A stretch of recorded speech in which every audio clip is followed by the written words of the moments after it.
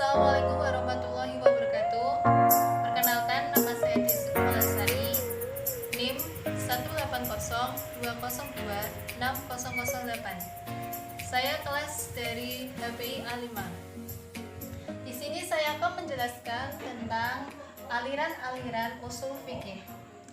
Nah, teman-teman bisa membaca di sini bahwa aliran-aliran usul fikih di sini ada 7. Yang pertama mazhab Hanafi, yang kedua mazhab Maliki, yang ketiga mazhab Syafi'i, yang keempat mazhab Hambali, yang kelima mazhab Syiah, yang keenam mazhab Dohuriyah, yang ketujuh mazhab Khawarij.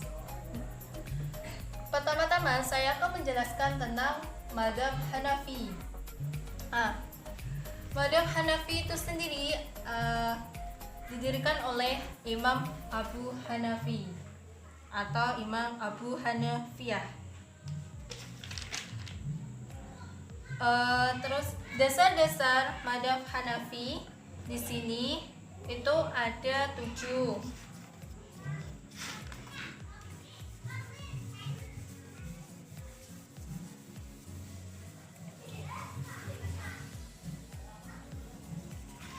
Ada 7 ya. Yang pertama Al-Quran,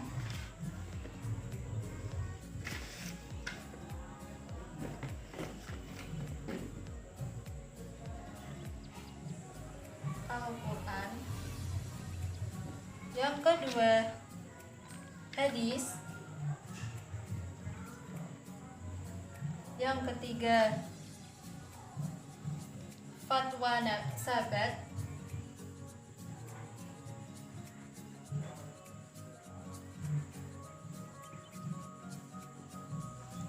terus yang keempat ijma, kelima qiyas, keenam istihsan, ketujuh huruf. Kita pasti sudah mengetahui tentang Al-Quran sama hadis. Kalau Al-Quran pasti semua perintah atau larangan itu berada di dalam Al-Quran. Kalau hadis ini adalah yang keluar dari Rasulullah, seperti perkataan, perbuatannya, atau ketetapannya. Kalau dari fatwa sahabat, Imam Abu Hanifah ini menghargai pendapat para sahabat. Dia menerima, mengambil, dan mengharuskan umat Islam itu untuk mengikutinya. Terus jika dalam suatu masalah terjadi perbedaan pendapat, maka para sahabat ini boleh mengambil salah satunya atau mengambil pendapat yang paling tepat gitu. Kalau ijma itu kan kesepakatan para mujtahid untuk memecahkan suatu masalah. Terus qiyas di sini itu penjelasan atau penetapan suatu hukum tertentu yang tidak ada nasnya dengan melihat masalah lain yang jelas hukumnya dalam kitabullah dan as-sunnah. Kalau istihsan ini pokoknya sebagai alat untuk menguntungkan gitu ya. Sering dikatakan sebagai pilihan hukum. Kalau huruf di sini itu sendiri adalah kebiasaan dalam batas-batas tertentu bisa diterima sebagai sumber syariah oleh mazhab Hanafi. Terus huruf ini dapat melampaui qiyas, tetapi tidak bisa melampaui Al-Quran dan hadis, itu ya. Terus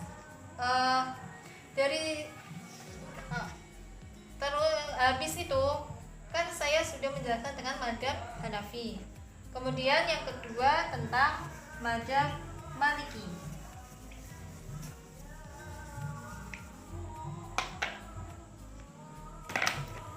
Sebentar ya teman-teman.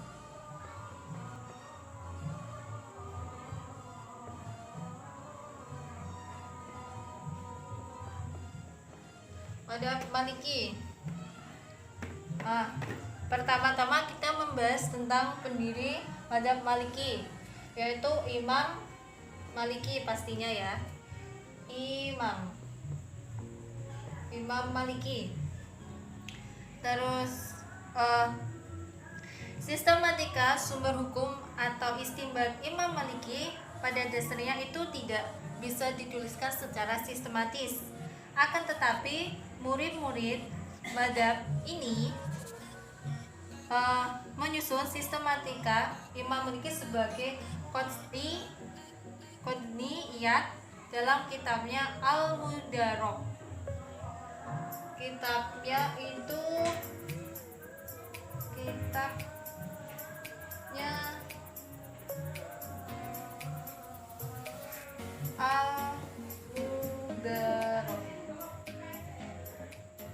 Al-Mudarrok.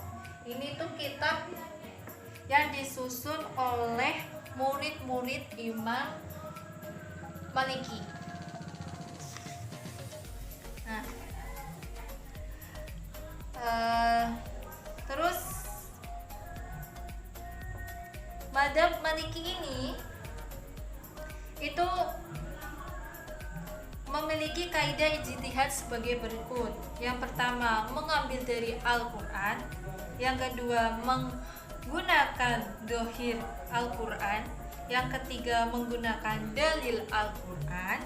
Yang keempat, menggunakan mafhum Al-Quran.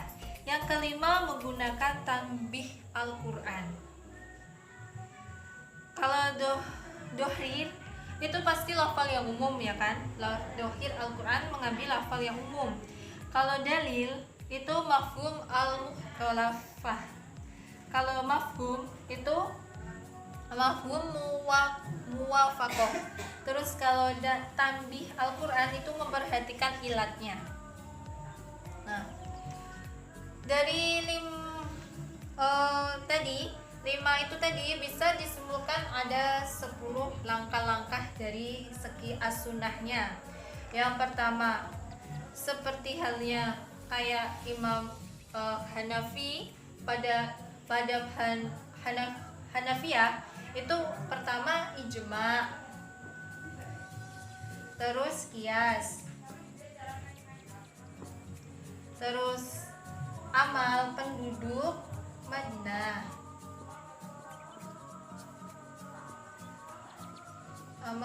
Madinah, terus istisan, kemudian saddu dariyah, kemudian al-masalihul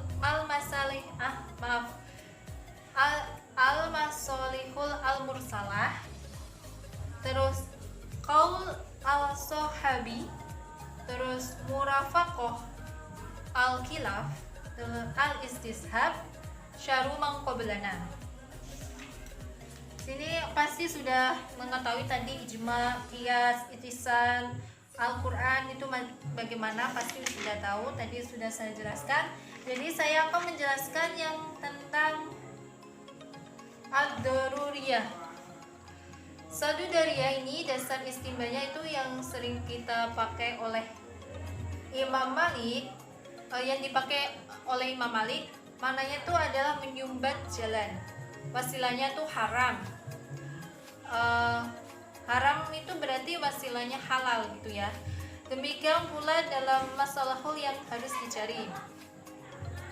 Kemudian penyederhanaan tersebut tampaknya beralasan sebagai kaul sahabat dan tradisi yang Madinah dalam pandangan Malik adalah bagian dari sunnah.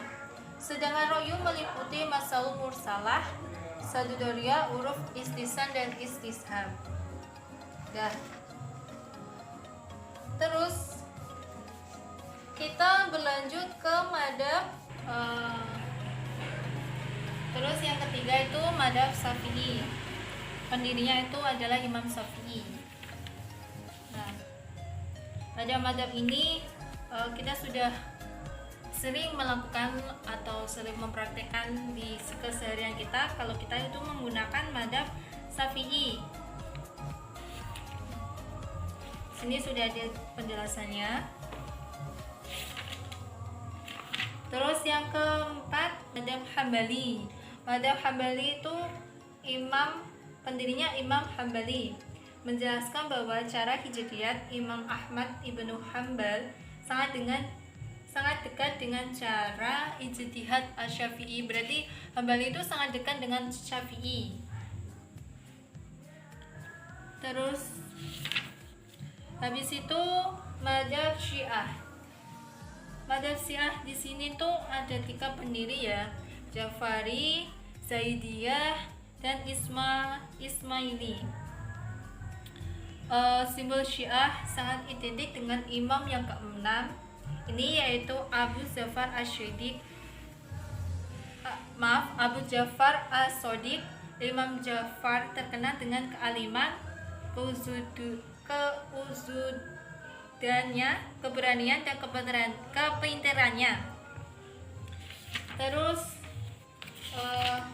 yang keenam tentang madhab Dohiriyah. Maaf ya tadi saya salah sebut.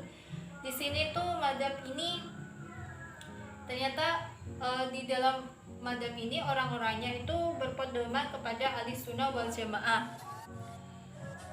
Madhab ini sempat jaya-jayanya pada abad ketiga, kurang jelas ya, abad ketiga sampai ke-8 Hijriah. Terus orang-orang madhab ini itu tuh sangat mengimani atau sangat mempercayai Al-Quran dan Al-Hadis. Dan orang-orang yang mengimani atau mengikuti madhab ini itu menolak keras adanya qiyas, ra'yi, dan ijma. Tuh. Nah, madhab ini tuh didirikan oleh Dawud al-Zahiri. Tetapi para pengikutnya itu lebih banyak mengikuti pendapat tokoh-tokoh ulama salaf, bukan pendirinya. Tuh. Terus yang ketujuh, madhab Khawarij. Madhab Khawarij di sini tuh bukan perkara mudah untuk menjelaskan madhab fikih Khawarij ini, tetapi juga bukan tidak mungkin tidak menemukan jati diri madhab ini. Khawarij itu bisa dipahami orang-orang yang Islam menyembah satu arah ke Ka'bah. Itu barang yang boleh dirampas dalam perang hanyalah kuda atau senjata, terus tidak boleh membunuh mereka dan lain-lain. Pokoknya madhab ini tuh termasuk ibadi, mempunyai kesamaan pendapat tentang tidak adanya keharusan pembentuk pemerintahan. Dah, saya sekian dari penjelasan saya. Mohon maaf kurang lebihnya, saya mohon maaf bila ada tutur kata yang kurang berkenan di hati teman-teman. Saya menjelaskannya dengan buku ini, yaitu Ushul Fikih Perbandingan, pengarangnya Dedi Supriyadi. Wabillahi taufiq wa hidayah. Wassalamualaikum warahmatullahi wabarakatuh.